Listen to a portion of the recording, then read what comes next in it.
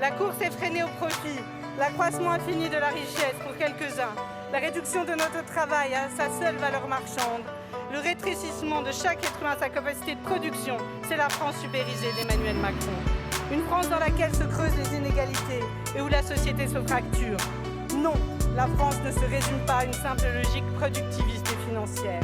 La France n'est pas et ne sera jamais la Start-up Nation.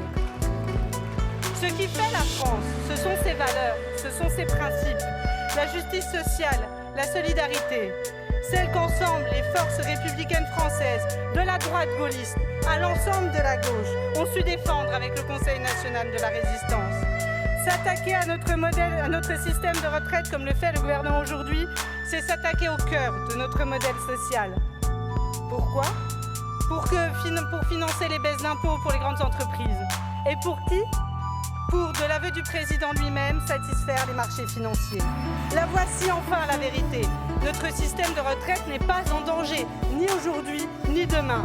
Non, vous voulez faire 18 milliards d'euros d'économies sur le dos des 55-65 ans pour diminuer aveuglément les dépenses publiques, au risque de mettre à genoux notre économie, nos démocraties et nos modèles sociaux. Ce que vous présentez n'est pas une réforme, c'est une aberration. Une injustice faite aux femmes, une injustice faite aux travailleurs de plus de 55 ans qui sont relégués aux marges du marché du travail. Une injustice faite aux travailleuses des métiers pénibles qui, malgré la dureté de leur travail, devront travailler jusqu'à 64 ans. Une injustice faite aux travailleurs qui triment avant même d'être pleinement entrés dans l'âge adulte. Derrière les carrières longues, il y a des vies passées à les gagner.